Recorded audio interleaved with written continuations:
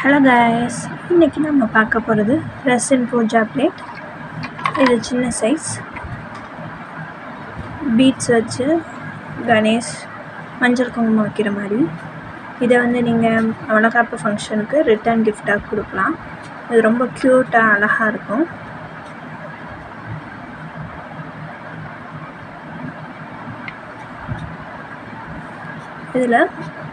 இதில் பீகாக் வச்ச மாதிரி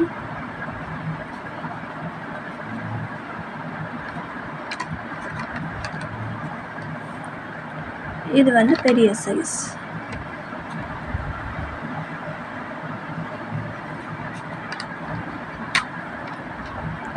இது உங்களுக்கு கேப்போட வந்துடும்.